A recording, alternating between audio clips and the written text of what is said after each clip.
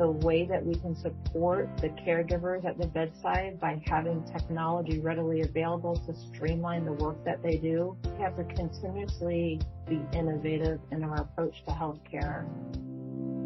You are listening to CEO Perspective, a podcast by the Conference Board.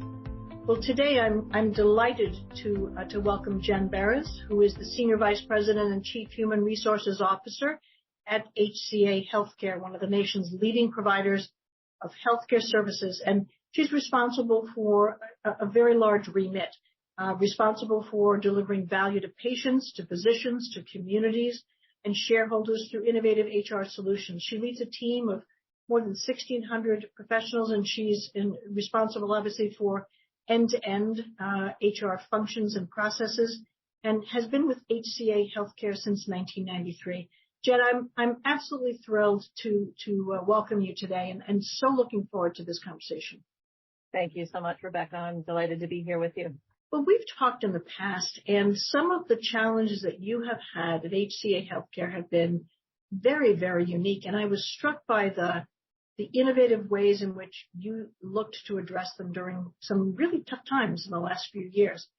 And I want to dive into that today and kind of get your thoughts. But before I do, could you talk a little bit about your professional journey? It's not always common to spend one's, their professional career at a single company, and you've done that in a variety of roles. And I was just wondering if you could talk a little bit about that. And sometimes it's the white space, why a career move within HCA Healthcare made a lot of sense, or what could you learn from it? Or tell me about your thought process there, would you? Sure, my pleasure. So I joined HCA Healthcare about 30 years ago, fresh out of college. And interestingly enough, I had an next door neighbor who worked for the hospital down the street. And I reached out to her to get some assistance with my resume and to help me with some interviewing skills. And she connected me with the VP of marketing at the local hospital. So I had a marketing degree. As luck would have it, I showed up at the hospital for that opportunity, and the VP of marketing was not able to meet with me and connected me with the VP of HR. And we ended up having an incredible conversation, and I left there with a job offer. Never my intention to enter into HR, never my intention to enter into healthcare, but I fell in love, literally, Rebecca, from day one with HR and with healthcare. There's no more rewarding environment to work in. I mean, I did do some retail while I was in college, so I've been in other environments, but the sense of purpose, the camaraderie, the passion of improving more lives in more ways is something that has just really motivated me throughout my entire career with HCA. And you mentioned kind of it's unique to have somebody stay with a company that long, but we're incredibly large, one of the nation's largest healthcare providers. We employ over 290,000 colleagues, both here in the U.S. and in the UK. And that means that we've got incredible opportunity. I like to talk about it as a career of a lifetime because it's certainly what I've been able to enjoy. I have had the opportunity to zigzag and to move from HR to finance for a short period of time in my career where I've really learned the business, doing decision support analysis and understanding hospital operations. We're basically standing up a cost accounting system. I quickly learned that I love numbers, but I love people more, jumped back into the HR side. And like I've shared before, I didn't stay in one place. I've done hospitals, I've done business offices, I've done supply chain, I've done physician offices. And then I had the pleasure of moving to Nashville, which is where our corporate headquarters are located, and joining the corporate HR team about 10 years ago. I stood up the talent management function, the HCA Leadership Institute, had an incredible opportunity to just contribute to our HR shared services. We called it the One HR model. And then about 4 years ago, I was lucky enough and completely honored to be named the CHRO for HCA. Well, that's an incredible story. And clearly there must have been something very compelling about each opportunity that just kept you moving forward, expanded what you knew, gave you opportunities. I would imagine that in return, that's something that's pretty important for you to do with your team now. Absolutely. Just fully committed to advancing the development of talent, not only in our HR organization, but our organization at whole. And I think that we're lucky enough to be in an industry where sense of purpose is at the core of what we do. We're not struggling to find that sense of purpose. So we're really able to attract people for the right reasons. It's a calling in a lot of ways, but that in no way negates the difficult times that we have from a workforce perspective, and making sure that we have the talent that we need to advance our agenda and to grow our business. Well, let's talk a little bit about some of those challenging times, and we don't have to look too far back in history. I'm sure there have been many times of challenge over the years, but especially the pandemic, it must have had an incredible impact on the workforce, which in your case is widespread and huge. And how did that play itself out in the healthcare space, and particularly for you folks at HCA? What were some of the biggest things that you had to address, and what did you do that might have been, when you look back on it, one of your smartest things? Yeah, so Rebecca, for me, it was literally about 90 days into my role as CHRO where the pandemic hit. And obviously we're healthcare, so we're not only concerned about protecting our own colleagues, we're concerned about protecting our patients and delivering care in the communities that we serve. And we saw initially in the pandemic was a lot of people stopped pursuing elective procedures. People were scared because nobody wanted to get COVID or be in an environment where there were COVID patients. We had to quickly maneuver the dynamics of what was happening in the various communities that we serve. And we had to figure out what we were going to do to keep our colleagues safe. And it's probably, Rebecca, probably the proudest moment of my entire career with HCA, the way that we showed up. We showed up for our people. We showed up for our patients. We showed up for our communities. But first and foremost, it was, what are we going to do for our colleagues who have to go home each and every night to their loved ones when they're surrounded by patients that perhaps are COVID positive? We started offering services. We were offering hoteling for colleagues who did not want to go home, who wanted to work routine shifts and then go stay in a hotel. We offered laundry scrubbing services. We offered pandemic pay for any of our colleagues who were sick, so they didn't have to tap into their paid time off bank. And then what happened when the government decided to shut down surgeries, elective surgeries, we saw the healthcare demand even come to a slower halt. You'll relate to this because you spent your time in HR as well. We went from 40,000 openings to 3,000 openings. So our recruitment team, it slowed down tremendously. We then had caregivers on the sidelines because there was no surgeries. That obviously meant that we didn't have the same demand for healthcare workers. We stood up what we called pandemic pay for our caregivers, and we allowed our caregivers who were sitting on the side to collect 70% of their pay, even though they weren't working. And we talk about this internally within our company and say we were almost like funding our own unemployment. Our caregivers didn't have to turn to the government to get unemployment because we were taking care of them. And it's such an incredible source of pride that we are caring for our people, we are caring for our patients, and we are caring for our communities. So, Jen, I can't imagine, I'm one of those lucky ones that got to work remotely from the privacy of my own home. And I don't know what it's like to be on the front lines in a pandemic. And I certainly don't know what an outside observer, you read these stories of heroism in terms of, ungodly long shifts, or just the stress that comes from this, and knowing that these people took those chances to care for others. I mean, that's got to be just a massive point of pride during a time when you're not only trying to deliver services, but in operating with an awful lot of unknowns. I would imagine that the challenge of all this helped because you had physicians who I'm sure were looking for ways to, improve care or to manage in that environment. But it's offset by the sheer tsunami of what was expected of our caregivers. I know we're all very grateful, but I don't pretend to know just how difficult that was. I would imagine your people whom you reached out and took care of in different ways were extraordinarily grateful, and it must have led to higher rates of retention, I would think, when things picked back up. Well, that's an interesting point, Rebecca, because it actually was the opposite. So at the start of the pandemic, we definitely saw retention move in the right direction. We were already doing really well from some very, very intentional efforts. But when the pandemic first started, we saw retention, again, continue to move in the right direction. But as things picked up and surgeries opened back up and capacity opened back up and COVID spread farther and farther, the demand for healthcare workers became something like I've never seen before. I remember hearing about New York and the number of COVID positive patients in New York. Well, what happened is everybody was trying to get healthcare workers to go to these hot spots. So the travel companies that are typically great partners in meeting our demand started offering incredible incentives for people to leave and travel to these hot spots. And we started to see turnover go through the roof because our caregivers could leave for, quite honestly, just astronomical amounts of money and travel for 13 weeks and earn as much as they were earning in 6 to 12 months working locally.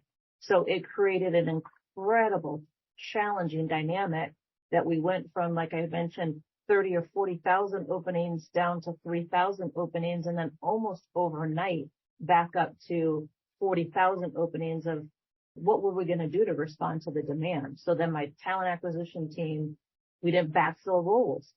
So then we were short-staffed. My HR team was short-staffed. We didn't have enough recruiters. We didn't have enough people behind the scenes who were doing onboarding. We didn't have enough caregivers necessarily to meet the demand. So we went from going 55, 60 down the highway back down to going 25, 30, then back up to 75 miles an hour. And it was a strain on the organization for sure. But I'm really proud of how we've come out of the pandemic. I'm proud of the work that we've done to care for our people, to respond to their resiliency needs, their emotional needs, their well-being needs. And we are getting back to that incredible point of strategically thinking about how do we build our workforce for the future. So Jen, I hadn't really put that together till you kind of walked through it.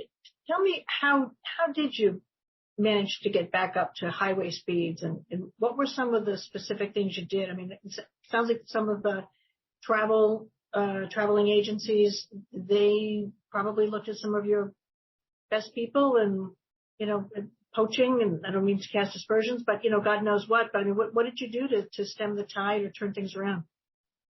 Well, we reinvested in our own internal teams. We, again, continue to look at our own workforce and what do we need to do to retain our current workforce. We launched an incredible effort under our talent acquisition strategy and added recruiters back in so that we could respond to the insatiable demand. We invested in our people the way that we've always had through tuition assistance and loan forgiveness, but we started to offer more well-being initiatives. We implemented something really cool called the Nurse Care Line for our nurses that are on the front line that could call the support line if they were having a difficult time dealing with a loved one or a family member of a patient, or they just needed some support because they were faced with challenges that they hadn't been faced with before. And we, at one point in the height of the pandemic, had over a 25% utilization of that Nurse Care Line. So we really took a step back too and said, what are we going to do long term to continue to address the workforce challenges that we have in healthcare? And we invested in a partnership with Galen School of Nursing. I'm super excited to talk about how we will soon become the largest provider of RNs, BSNs in the nation. We looked at the communities we served. We looked at the schools and the capacity that existed there and carefully assessed whether we're going to be producing enough talent for the future. And in those markets where we could see opportunity, we stood up a Galen School of Nursing. And we are now putting thousands of nurses into those programs. And they're not specifically for HCA, although we help to capture them. We're also helping the overall communities and making sure that there's talent available in these markets. And we're going to continue those efforts, not only in nursing, but in allied health. We've got a lot of work going on in our various markets and divisions to make sure that we're creating that capacity to continue to get people involved in healthcare. Well, I think your partnership with Galen is incredible because we all know there is a shortage of healthcare providers and nurses in particular. And so to be able to do that as part of a service, if you will, to the industry in many ways is to make sure that we do have the capacity that we need. That's massive. And it's a wonderful thing. I love the nurse care line. I love, the thoughts about how do we support people through this because they are at the epicenter of a lot of things. But even after the pandemic maybe shifted, away from some of the high points of the crisis, it's a continual challenge. And I think the folks that you serve, physicians, healthcare providers, and this has to take a long toll that's difficult to work your way through. I wondered if you maybe had a sense of, burnout and what you specifically can help there. I know the nurse care line. I wonder if there are other things that maybe help other populations as well to help them deal with burnout or feeling stress or just the inability to maybe have the same level of resiliency that they might have had under other circumstances. Because this has never been a job where, you just kind of come in and sat around the spa. So there's I think a desire for people to build those skills and to be able to cope. I wondered if you could maybe share a little bit there. Yeah, sure. I just wanted to comment too on the discussion about the shortages. This most recent studies estimate that more than 100,000 RNs left the profession in the last year alone. So if you think that about where we've been historically, that's probably the biggest annual drop that we've observed in the past 40 years. So the industry is facing a 10 to 20% gap in the supply of nurses and demand for patient care. And it's not just nursing. Like I said, it's other allied health professions. It's pharmacy. It's radiology. It's all those different components that are so critical to the delivery of care. So as we talked about retention and we talked about supporting our employees, our hospitals, although we do a lot centrally, our hospitals are just so in tune to employee relations and employee culture. And as I visited some of the hospitals, some of the things that I saw were just incredible. One hospital created a gratitude walk, and it was out in their pavilion. They had this little outside area where people could go for lunch. And along the path and the walkway, they created an opportunity for caregivers, physicians, nurses, other people to create or to write gratitude cards. And people would walk through that little pavilion or that garden and just stop and read the gratitude card. So you probably have read this. I think our listeners have probably read this, that one of the best ways to manage your own emotional well-being is to focus on gratitude. And the results of that were so impactful, Rebecca. Their employee engagement scores and the retention scores just really went like top of the game. So other hospitals were creating Zen spaces. Some of them put in massage chairs where people could go and relax. Other hospitals created pet therapy where people could come down and spend time with their pets. I have a picture of one of our nursing units where they went to an end hallway where we didn't have patients and they were actually doing some yoga. I mean, our caregivers and our leaders were just really reaching for every possibility. One hospital created a team. I don't remember what they called it. It was something like the lavender team or something of that sort. Those people wanted to be there and to care for their coworkers. So they would call them whenever a colleague seemed down, and somebody from that team would go up and provide that emotional support.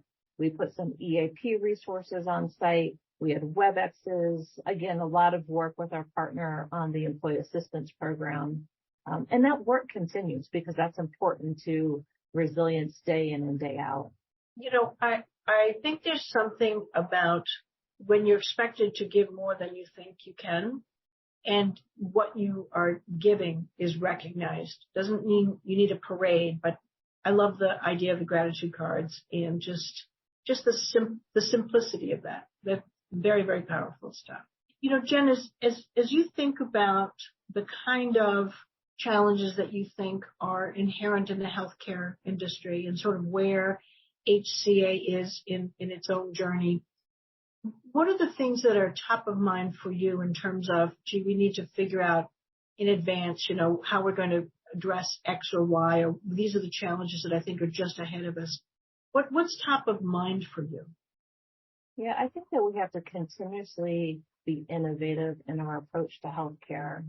There's so many amazing people in this world that are in this space, that are researchers and thought leaders and hear about AI and where we're going with technology and data and analytics. And I think the way that we can support the caregivers at the bedside by having technology readily available to streamline the work that they do.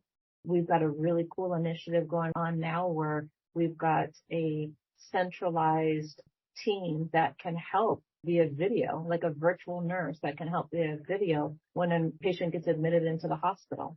So if a nursing unit is running really, really rampant with patients and needs some support, they can call and they can get virtual nurse assistance. We've got a whole arm of our organization that's working on care transformation and how do we use, again, data analytics and artificial intelligence to simplify the work of our caregivers so that they can maximize their time at the bedside. And there's really cool things happening because we're not just doing that topside at the corporate office. We're engaging our caregivers. Every year we have this really cool program where our caregivers, it's called Coding for Caregivers. Our caregivers can come up with ideas on things that would make their job easier. And then the IT team prioritizes and takes the top 3 ideas and tries to bring them to life. So it's really an innovative culture. And we actually have an award program. We call it the Innovators Award. And prizes go to those colleagues who bring forth these types of ideas. So it creates that culture of togetherness and that culture of innovation together. I love that. And I love the idea that you're bringing people into the continued use of AI. Granted, a lot of people are now, aware of generative AI, but AI has been with us for a while. And to help them be part of applying the promise of AI in the workplace has to make them feel as though they are getting comfortable with even greater levels of technology, but helping them be focused on the things that matter most, which is patient care or supporting others. I'm wondering if you see changes on the horizon that perhaps they're AI driven, perhaps they're driven by some of the innovations that come from folks, at HCA Healthcare. But I wondered if you had a crystal ball, where do you think the industry's headed in terms of the workforce, and maybe how will it look in the future? Do you have a sense of what you're preparing your people to do? Wow, if I had a crystal ball, I could retire. You could go on the road. You could go on the road. I could go on the road, or I could just go on the road shortly and then retire. I think that it's, again, around the technology, the AI, again, to lessen or lighten workload, to automate where we can automate, again, so people can operate at the top of their license, if you will. But we're in the people business, people taking care of people, and the need, the demand for caring, compassionate healthcare workers will never go away. So I think it's our duty, it's our passion, it's our obligation to continue to grow and develop people who want to pursue these careers, because that need will never go away. I think that's exactly right. You cannot underestimate the number of people who appreciate, as a patient, and I'll just speak from that perspective because that's been my perspective, but how much you hope for an empathetic caregiver who's probably pressed for time but doesn't let you know it. Yes. Well, Jen, as we have our closing moments here, I'm wondering if there's a couple of words of wisdom if you might have for other CHROs or those who aspire to be. If you look back on some of the things that have served you well and some of the things that helped to make you an effective leader of an incredibly large team and an important mission, what advice would you have for folks? Well, our founder, Dr. Chris, said this: good people beget good people. And I think that is the number one leadership lesson, is that we've got to surround ourselves with good people. I couldn't be more proud of the people on my team, the people that I work with, day in and day out, who have shown up and will continue to show up. The camaraderie, the sense of purpose, meaningful conversations with people on your team, a commitment to care, a commitment to develop, and a commitment to involve people in the work that they're doing, I think is the way of the world and the new generation. People want to be engaged. People want to be inspired. People want to be cared for. And I think that's the biggest opportunity that we have, is to deliver on that expectation. Well, that is a wonderful aspirational goal for so many, but to speak with somebody who's making that a reality at HCA Healthcare, that's just a wonderful way to leave our podcast. I can't thank you enough, Jen, for choosing to spend some time and joining me on this podcast. I know many are going to find this extraordinarily helpful on their own journey, and I thank you. My pleasure, Rebecca. It's been a real pleasure, and thank you for listening. I hope you'll enjoy the entire series, which we are hoping to bring to you on a very regular basis so that it can provide you with the trusted insights you'll need for what's ahead. Thank you. You have been listening to CEO Perspectives, a podcast by the Conference Board.